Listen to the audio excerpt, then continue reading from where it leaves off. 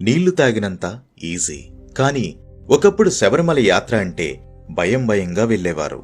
ఎప్పుడు ఏ చోట ఏ ప్రమాదం ముంచుకొస్తుందో ఎవ్వరికీ తెలిసేది కాదు.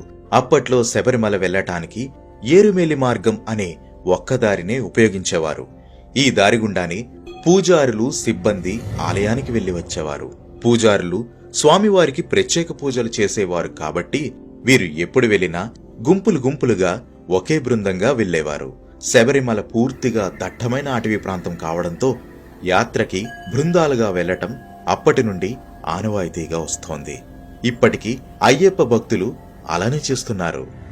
200 సంవత్సరాల క్రితం 70 మంది శబరిమల యాత్రకు వెళ్లారు. ఆ సంవత్సరం ఆలయ పైకప్పు ఎండుగడ్డితో, ఆకులతో కప్పబడి ఉంది. అప్పట్లో గర్భగుడిలో ఏకశిలా విగ్రహమే ఉండేది. ఆ విగ్రహానికే పూజలు చేసేవారు.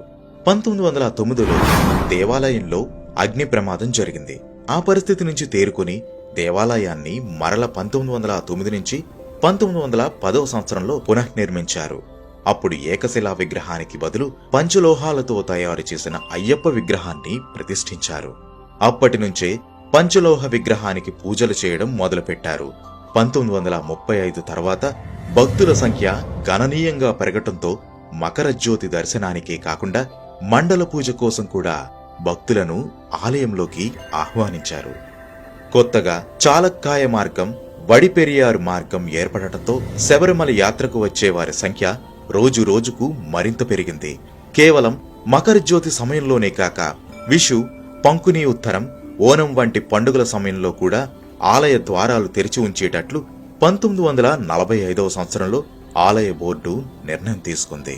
1950 వరకు పరశురామ నిర్మితమైన దేవాలయం 3 సార్లు అగ్నికి ఆహుతైంది.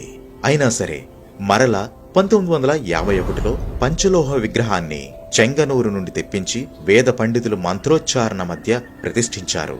అప్పటి వరకు కేరళీకేలి విగ్రహంగా కీర్తించబడ్డ అయ్యప్ప స్వామి భారతీ కాళీ విగ్రహంగా, నేడు భూతలీకేలి విగ్రహంగా కీర్తించబడుతున్నారు. బెంగుళూరుకు చెందిన ఒక భక్తుడు గర్భగుడి పైభాగం, దాని చుట్టూ బంగారు రేకులతో తాపడం చేయటానికి పూనుకున్నాడు. 2000 సంవత్సరంలో శబరిమల పూర్తిగా స్వర్ణ దేవాలయంగా మారిపోయింది. 1984 పూర్వం 18 ఎక్కటానికి పరశురామ నిర్మితమైన రాతి మెట్లనే భక్తులు ఉపయోగించేవారు. మెట్లను ఎక్కేటప్పుడు ప్రతి మెట్టిపై కొబ్బరికాయను కొట్టేవారు. దాంతో భక్తులు మెట్లు ఎక్కటానికి ఇబ్బంది పడేవారు. ఇది దృష్టిలో పెట్టుకుని బోర్డు వారు 1985లో 18 పంచలోహ కవచాన్ని కప్పి మంత్రతంత్రాలతో కప్పేశారు. అయ్యప్ప స్వామి ఆలయాన్ని చేరుకోవాలన్నా కూడా 18 కొండలు దాటాల్సి ఉంటుంది. అంటే మణికంఠుడు 18 కొండలను దాటొచ్చిన వారికే తన దర్శన భాగ్యం ఇవ్వనున్నారు. ఈ సందర్భంగా 18 కొండల పేర్లేంటో తెలుసుకుందాం.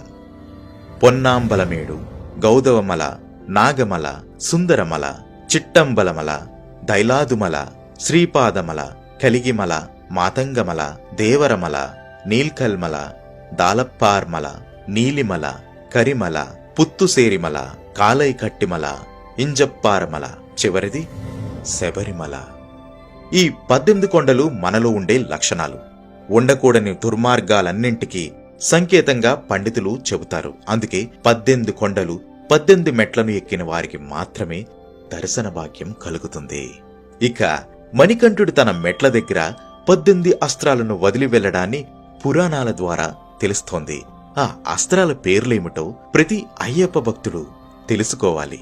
మొదటగా శరం, క్షురిక, డమరుకం, కౌమోదకం, పాంచజన్యం, నాగాస్త్రం, హాలాయుధం, వజ్రాయుధం, సుదర్శనం, దంతాయుధం, నఖాయుధం, వరుణాయుధం, వాయువ్యాస్త్రం, సార్ఘ్నాయుధం, బ్రహ్మాస్త్రం, పాశుపతాస్త్రం, శూలాయుధం, త్రిశూలం. ఈ 18 ఆయుధాలు 18 మెట్ల కింద ఉన్నాయని చెబుతారు. కాబట్టి మెట్లు ఎక్కే సమయంలో భక్తులు ఒక తన్మయత్వంతో మెట్లు ఎక్కుతుంటారు.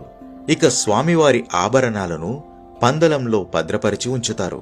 అక్కడి నుండి మకర సంక్రాంతి రోజున 3 పెట్టెలలో ఆభరణాలను తీసుకుని 11 మంది సభ్యులు 3 రోజుల పాటు మోసుకుంటూ వచ్చి 84 కిలోమీటర్ల దూరంలో ఉన్న శబరిమలకు చేరవేస్తారు. తెచ్చిన ఆభరణాలను స్వామివారికి అలంకరించి కర్పూరహారతి గుళ్ళో ఇవ్వగానే తూర్పు దిక్కు పొన్నంబలమేడు నుండి భక్తులకు మకరజ్యోతి దర్శనం కానవస్తుంది. ఆభరణాల వెంట పందలం రాజవంశస్థులలో పెద్దవాడు కత్తి పట్టుకొని నీలిమల వరకు వచ్చి అక్కడ విశ్రమిస్తాడు.